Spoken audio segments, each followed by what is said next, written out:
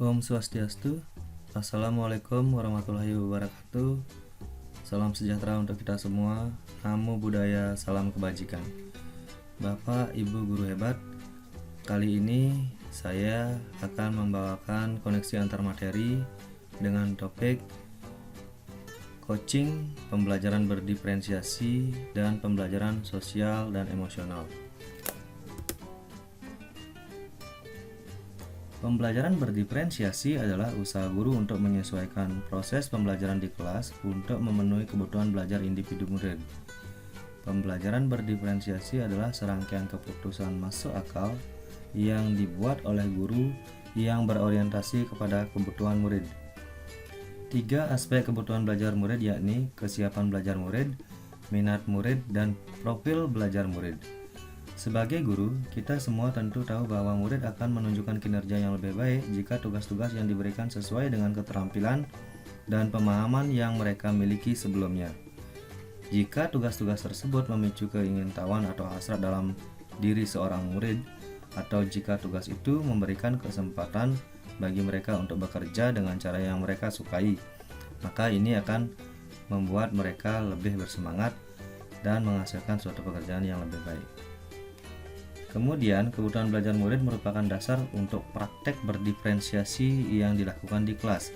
Strategi yang bisa dilakukan berdasarkan 3 kebutuhan di atas yakni berdiferensiasi konten, diferensiasi proses, dan diferensiasi produk.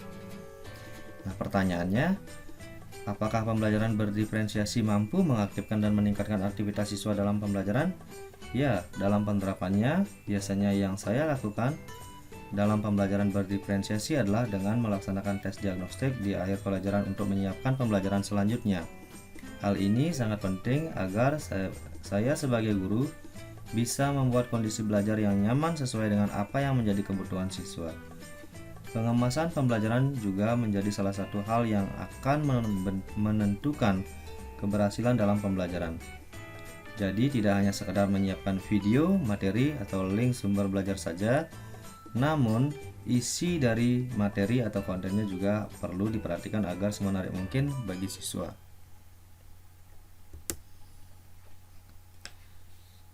Selanjutnya, pembelajaran sosial dan emosional merupakan salah satu kondisi yang sangat penting di mana siswa telah memiliki kesadaran sosial dan emosional, yakni kesadaran diri, manajemen diri, kesadaran sosial, keterampilan berelasi, dan pengambilan keputusan yang bertanggung jawab yang baik. Mereka akan mengenali kebutuhan belajar mereka dengan baik, dan selanjutnya guru yang memiliki kompetensi sosial emosional yang baik akan mampu memetakan kebutuhan belajar siswa dan menerapkan pembelajaran berdiferensiasi yang sesuai dengan kebutuhan tersebut. Hal ini akan menimbulkan kondisi mindfulness dalam pembelajaran yang mampu menciptakan well-being dan mengarah pada budaya positif. Dengan pembelajaran sosial dan emosional, kita juga akan mampu menerapkan inquiry apresiatif, di mana selalu mampu melihat kekuatan sebagai modal untuk kemajuan proses pembelajaran. Dengan pembelajaran sosial dan emosional, maka akan memunculkan suatu penguasaan diri, di mana hal ini sesuai dengan tujuan pendidikan menurut Ki Hajar Dewantara, yakni pendidikan yang memanusiakan manusia, menuntut segala kodrat yang ada pada anak untuk mencapai kebahagiaan dan keselamatan. Dalam proses pembelajaran sebelumnya, biasanya kita mulai pembelajaran dengan ice breaking saja, kemudian langsung masuk ke materi. Namun setelah mempraktikkan teknik stop sebagai salah satu langkah dalam pembelajaran sosial dan emosional, ternyata hal ini lebih meningkatkan fokus siswa karena kita berikan waktu siswa untuk rileks terlebih dahulu, melepaskan penatnya dari pembelajaran sebelumnya. Yang perlu ditingkatkan dari pembelajaran sosial dan emosional ini adalah kebiasaan dalam melaksanakan kompetensi dari sosial dan emosional ini.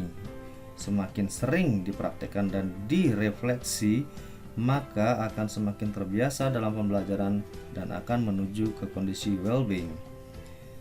Kondisi ini maka diperlukan guru yang harus melakukan dan memahami terlebih dahulu tentang pembelajaran sosial dan emosional untuk selanjutnya menerapkan kepada seluruh siswanya. Selanjutnya, pembelajaran berdiferensiasi dan pembelajaran sosial dan emosional akan lebih maksimal jika nantinya dilakukan coaching. Apa itu coaching?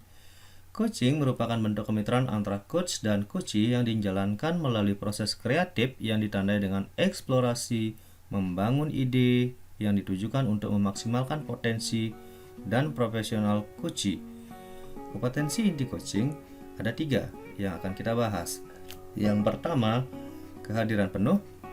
Kemudian kedua, mendengarkan aktif. Dan yang ketiga, mengajukan pertanyaan berbobot.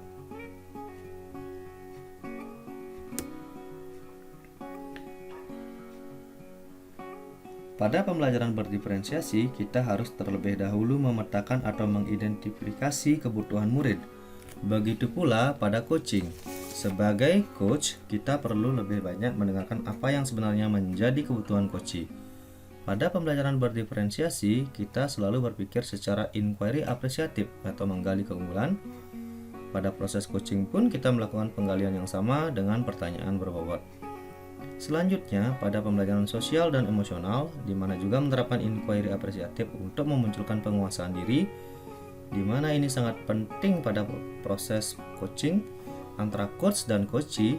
Sangat perlu melakukan penguasaan diri masing-masing dengan cara fokus, tidak melabeli, dan mampu melihat peluang baru untuk masa depan. Dari penjelasan tersebut, antara coaching, pembelajaran berdiferensiasi, dan pembelajaran sosial dan emosional ternyata saling mendukung satu sama lain, berhubungan erat untuk saling mengisi yang bertujuan untuk mengembangkan potensi pada coachee, memberdayakan coachee sehingga mencapai hasil yang maksimal. Dalam ketiga proses ini juga ada proses menuntun yang sejalan dengan filosofi Ki Hajar Dewantara. Sejatinya, dengan mengembangkan proses coaching dalam dunia pendidikan pada khususnya, akan mampu mengembangkan kemitraan, memaksimalkan potensi, dan memicu proses berpikir kreatif, baik pada pendidik dan tenaga kependidikan, maupun khususnya kepada murid. Jika diibaratkan dalam proses pendidikan pada sebuah kelas, pembelajaran berdiferensiasi adalah langkah untuk mengetahui atau memetakan kebutuhan murid dan menyiapkannya. Selanjutnya dalam prosesnya memerlukan pembelajaran sosial dan emosional agar mampu dalam penguasaan diri dan tetap fokus dalam pembelajaran, dan diakhiri dengan proses coaching, di mana ketika murid atau guru menemukan hal yang masih kurang yakin atau buntu, maka dilakukanlah proses coaching agar menemukan solusi terbaik dari coachee. Coaching ini bisa tentang pembelajaran atau bisa tentang proses sosial emosionalnya. Nah, apa yang perlu ditingkatkan dari proses coaching? Menurut saya, yang perlu ditingkatkan adalah kompetensi pertanyaan berbobot sebagai coach agar mampu memperdayakan coachee, atau dalam hal ini kita sebagai guru mampu memperdayakan teman sejawat dan khususnya murid yang akan sebagai coachee. Pengalaman dalam pengambilan peran sebagai coach kita ketika kita mampu menggunakan pertanyaan berbobot dalam kondisi kemitraan yang baik, maka potensi coachee akan berkembang lebih baik. Permasalahannya adalah ketika coach tidak mampu membuat pertanyaan yang berbobot dan cenderung melabeli coachee, ini yang harus perlu dipahami sehingga nanti proses coaching berjalan lebih maksimal. Caranya adalah dengan meningkatkan kesadaran diri dan manajemen diri, serta melatih diri dalam menggunakan pertanyaan berbobot. Nah, di sini kita bisa lihat bahwa keterampilan coaching sejatinya lebih kepada menggali dan memberdayakan kompetensi sebagai pemimpin pembelajaran, di mana dengan coaching maka akan semakin memberdayakan potensi yang ada dan tentunya akan lebih memaksimalkan potensi tersebut. Sangat indah, bukan?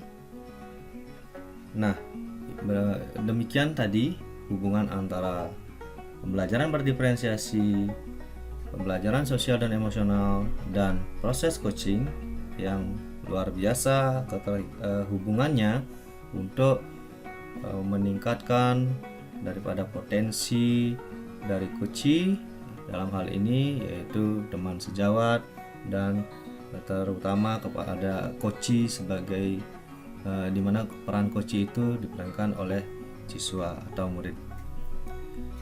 Baik Bapak Ibu guru hebat, demikian penjelasan dari kami. Semoga bermanfaat. Saya tutup dengan Om Santi Santi Santi Om. Terima kasih.